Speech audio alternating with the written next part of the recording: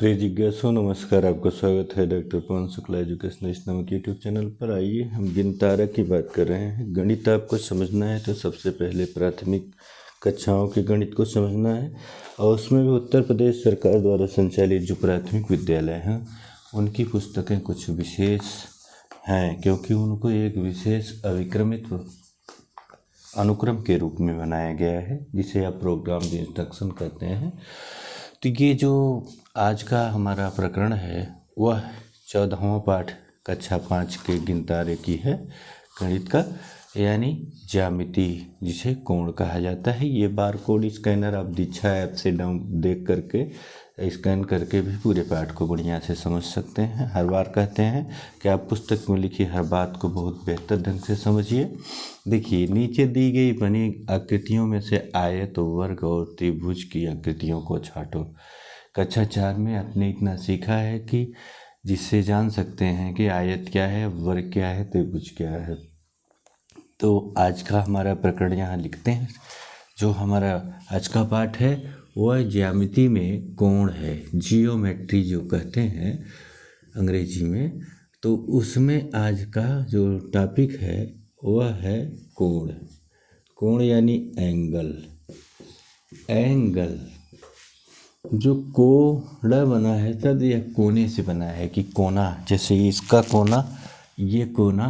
तो यहाँ ऐसे आगे बढ़ेंगे तो अभी समझ में आएगा कोण कहलाता है। तो यहाँ तो सबसे पहले आपको इन आकृतियों को छांटना है। तो अब देखिए, आयत कौन सा है? आप जानते हैं कि जिनकी आमने सामने की भुजाएं बराबर हों वो आयत कहलाता है, तो ये आयत हो गया। वर्ग कौन सा है? जिसकी चारों भुजाएं बराबर हों वो वर्ग कहलाएगा, आप जानते हैं। त्रिभुज जिसकी 3 भुजाएं हैं वो त्रिभुज कहलाएगा। तो यहाँ केवल आपको आयत, वर्ग और त्रिभुज की आकृतियों को छांटना था। किरण यानी रे क्या है इसमें? देखिए, शिक्षक कहते हैं कि हमें दिन में प्रकाश कहाँ से मिलता है? तो आप जानते हैं कि दिन में प्रकाश सूर्य से मिलता है। शिक्षक फिर कहते हैं, मधु, सूर्य का प्रकाश हम तक कैसे पहुँचता है? तो मधु ने उत्तर दिया कि सूर्य की किरणों से, सूर्य की किरणों से, किरणों द्वारा। तो फरीद, सूर्य की किरणें सूर्य से आती हैं और कहाँ तक जाती हैं? जी, बहुत दूर तक जाती हैं। उत्तर मिला। फरीद, क्या सूर्य की किरणें कहीं समाप्त होती हैं? नहीं मैडम, या नहीं सर, वे कभी समाप्त नहीं होती हैं। शिक्षक, शाबाश, वह कभी समाप्त नहीं होती हैं बल्कि अनंत तक जाती है। अनंत, अब एक शब्द मिला है ना, अनंत। आप कक्षा 5 का गणित समझ रहे हैं, 5 का पर्याप्त है कि आप इसको जान सकें। अनंत, अनंत मानी जिसका अंत है ही नहीं। राहुल, क्या हम किरणों की लंबाई माप सकते हैं? नहीं मैडम, क्योंकि जिसका कोई अंत ही नहीं है, माप उसी की जा सकती है जिसका कोई अंत हो। जिसका कोई अंत नहीं है उसकी माप करना संभव नहीं है। तो शिक्षक कहते हैं क्यों नहीं माप सकते? तो उत्तर कहता है, बालक देता है राहुल, क्योंकि किरणों का प्रारंभ बिंदु, शुरू करने का बिंदु तो पता है, लेकिन समाप्त होने का बिंदु नहीं पता है। अब जैसे सूर्य की किरण निकल रही है तो आप जानते हैं कि सूर्य कहीं से भी आपको जो झाड़ी, पेड़ में या पहाड़ में से दिखाई देगा, तो ऐसे ही किरणें निकल रही हैं। ये सन की रेज हैं, सूर्य की किरणें हैं। जो ये आपको यहाँ वन डायमेंशनल एक विमीय चित्र दिख रहा है, क्योंकि सूर्य एक गोला है, गोले की तरह, बिल्कुल गेंद की तरह, तो उसकी किरणें चारों ओर निकल रही हैं। तो जो चारों ओर किरणें निकल रही हैं, अब इनका निकलना तो पता है, लेकिन वो कहाँ तक जा रही हैं यह पता नहीं है, इसलिए इसका माप करना संभव नहीं है। तो शिक्षक कहता है, बहुत अच्छा, हम किरणों की लंबाई नहीं माप सकते क्योंकि इसका प्रारंभ बिंदु तो पता है, परंतु अंतिम या समाप्त बिंदु नहीं पता है।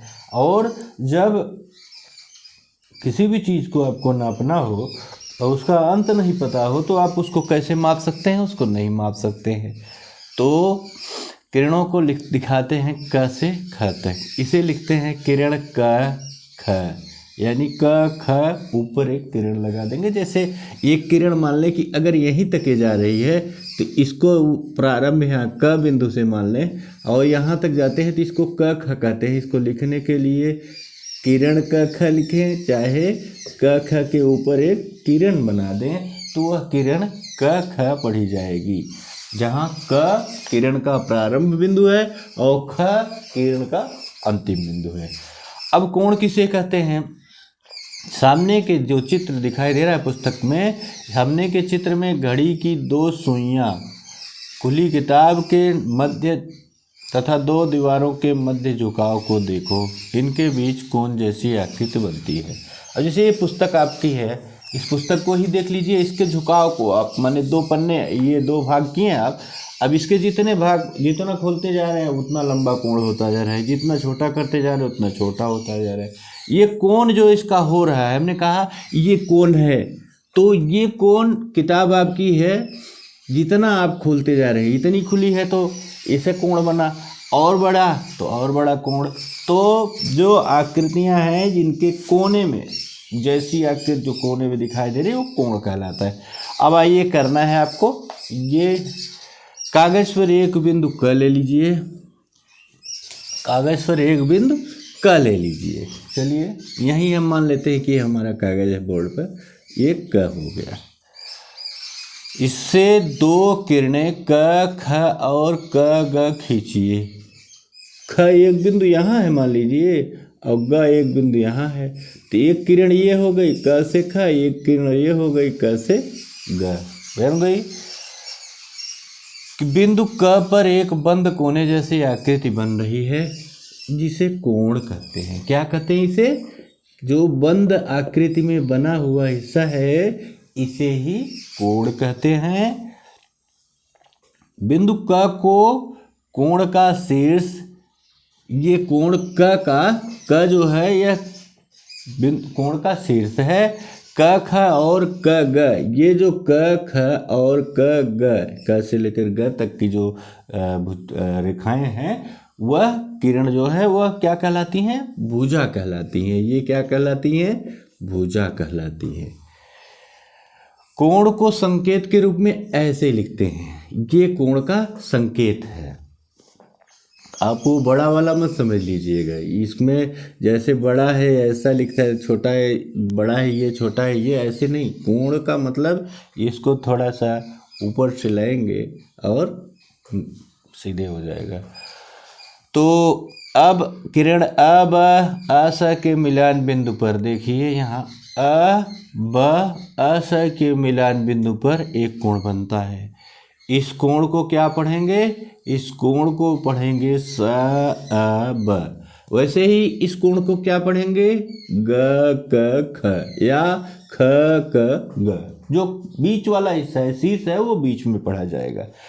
अब कोण का मापन कैसे कहते हैं? दो किरणों के मध्य झुकाव को कोण कहते हैं। इस बात को आप अच्छी तरह से याद रखिएगा कि दो किरणों के मध्य के झुकाव को कोण कहते हैं।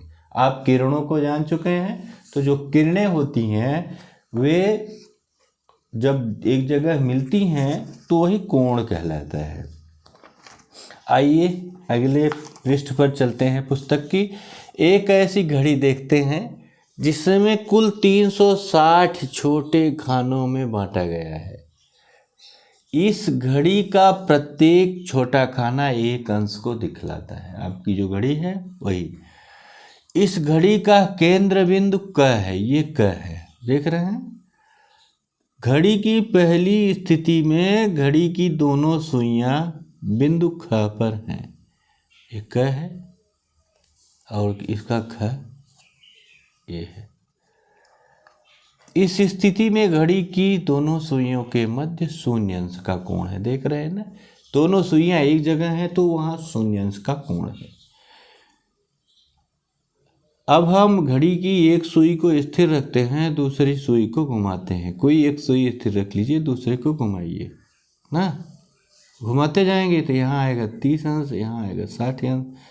जितने खाने बने हैं आप देखिए, यहाँ छोटे छोटे खाने आपको जो दिखाई दे रहे हैं वो एक एक खाने एक एक अंश का प्रतीक हैं, और पूरे घड़ी की जो ये पूरे खाने बने हैं छोटे छोटे बारीक खाने, वो 360 खाने हैं। वो 360 अंश हो गया, जिसे 360 अंश यानी 360 डिग्री कहते हैं कि 360 घूम गया। जैसे यहाँ से कोई चीज़ चली और फिर यहीं आ जाए तो ये 360 हो जाएगा। दूसरी सुई की प्रारंभिक स्थिति में ग बिंदु पर ले जाते हैं। ग यहाँ है, तो यहाँ कितना अंश बना है, यहाँ देखिए कोण को मापने के लिए इसको जानना जरूरी है, यहाँ 30 अंश बना है। इसी प्रकार घ पर जाएंगे तो 90, च पर जाएंगे तो 150 अंश, छ पर जाएंगे तो 180 अंश, ज पर जाएंगे तो 210 अंश ना, झ पर जाएंगे, यहाँ पे जाएंगे, जितने पॉइंट आप इसमें चाहें गिन सकते हैं। इस तरह से अंश बनते जाएंगे। अब कोण की माप हम किस में करते हैं, कोण को अंश में। इसे जो शून्य लिखा गया है आपको, उसे क्या पढ़ते हैं, 360 अंश, यानी अंग्रेजी में उसे क्या कहते हैं, डिग्री, और हिंदी में अंश कहते हैं। तो 360 अंश अगर लिखा गया तो इसको डिग्री ऐसे लिख दिया जाएगा। 90 अंश जैसे लिखना है तो 90 अंश ऐसे लिख देंगे। गणित की भाषा में ये अंश का प्रतीक है, और अगर वैसे ही आप लिख रहे हैं हिंदी में तो 90 अंश या 90 डिग्री लिखिए, 90 डिग्री बराबर ऐसे लिखा जाएगा। कोण को मापने के लिए चांदे का यानी प्रोटेक्टर का प्रयोग किया जाता है। प्रोटेक्टर जो है इसी का आधा होता है। जितने खाने इसमें बने हुए हैं, आप इसी को आधा अगर एक किसी भी चीज़ पर प्रिंट करके काट देंगे तो वो आपका चांदा हो जाएगा। चांदा यानी प्रोट्रैक्टर। ये जो प्रोट्रैक्टर है इसी के द्वारा आपको अंश यानी जो कोण का माप करना होगा। चांदे की आकृति अर्धवृत्त की तरह होती है, ऐसे। ये जो चांदा होता है अर्धवृत्त की तरह होता है, इसमें बीच में 90 डिग्री है और छोटे छोटे खाने बने हैं। इसे 80 degree, 70 degree, 60 degree, 45 degree, 30 degree, 20 degree, 10 degree, 0 degree. ऐसे इधर भी है 100 डिग्री, 110, 120, 130, 140, 150, 160, 170, 180। क्योंकि आप जानते हैं पूरा गोला कितने का हो रहा है, 360 अंश का हो रहा था, तो ये 180 अंश तक ही मापेगा। तो इसको सबसे पहले मापने के लिए हम क्या करते हैं, 0 से 180 अंश की, जैसे मान लीजिए कोई यहाँ कोण ऐसे बना था, अरे सॉरी ऐसे कोण कोई बना था जिसे हमें मापना है। ये कोण मान लीजिए बना है पहले से, तो हम क्या करेंगे, ये कोण मापना है ABC। तो आप चांदे को लेंगे और जो कोण का शीर्ष बिंदु है, ये शीर्ष बिंदु का मतलब आप समझ गए हैं, जहाँ दो रेखाएं मिल करके कोण का निर्माण कर रही हैं वह कोण का शीर्ष बिंदु होता है। तो ये जहाँ मिल रही हैं, यहाँ आप चांदे का जो 90 डिग्री ऊपर वाली लाइन मिल रही है और जो नीचे वाली शून्य वाली है, दोनों मिल रही है, उसको वहाँ ऐसे रखेंगे कि वो शीर्ष बिंदु पर रखा जाए। उसके बाद आप देखेंगे कि वो रेखा जहाँ तक जा रही है वही उसका अंश है। मान लीजिए 10, 20, 30, 40, अगर ये 40 डिग्री है तो ये कोण कितना हो गया, ये 40 डिग्री हो जाएगा। बहुत ही सरल तरीके से आप इसको मापेंगे। आओ कोण को मापना सीखते हैं। यहाँ बताया गया है, देखिए, जो एक रेखा खींची, एक कोण बना हुआ है, यानी दो किरणों के मध्य जो कोण तैयार हुआ है उसको मापने के लिए क्या किया गया कि चांदे के जो 90 डिग्री का यहाँ मिल रहा है उसको, और इसके 0 डिग्री वाले पे 90 डिग्री और 0 डिग्री की जो मिलान बिंदु है, उस मिलान बिंदु को हम कहाँ रखेंगे, जो दोनों किरणों के मिलान बिंदु है उसको रखेंगे। तुरंत हमको यहाँ पता हो गया 45 डिग्री है, वो तुरंत बता देगा कितने पे है, 45, 46, 47। तो इस तरह से इसको आप देख सकते हैं। और चांदे की सहायता से निम्नलिखित कोण को आपको मापना है। ये दोनों कोण आप माप करके मुझे बताइएगा। इसके आगे तब हम आगे बढ़ते हैं कोण के प्रकार पर। कौन सा आप कोण मापना आप जान गए, कोण क्या होता है इसे जान गए। अब हम बात करते हैं टाइप्स ऑफ एंगल की, यानी कोण के प्रकार। कितने प्रकार के कोण होते हैं अभी आपको मैंने दिखाया यहाँ जो बड़ी वाली सुई आप घड़ी देख रहे थे, उसमें आपने क्या देखा कि कोण के प्रकार उसमें बताया गया है। देखा कि आप विभिन्न कोणों को मापने के लिए जो है विभिन्न कोणों को मापने के लिए आप प्रयोग करते हैं। तो जो आपका प्रयोग चल रहा है तो इसको कैसे करते हैं यहाँ देखते हैं। कोण विभिन्न मापों से मापे जाते हैं। कोणों के माप के आकार पर इनके अलग अलग प्रकार या अलग अलग नाम होते हैं। सामने के दो किरणें हैं क ख क ग। ये देखिए क ख क ग हैं, तो दोनों में कोई कोण नहीं है, ये शून्य अंश का कोण हो गया। तो ये मध्य है ही नहीं, तो जब मध्य ही नहीं है तो इसका मतलब शून्य अंश का कोण है।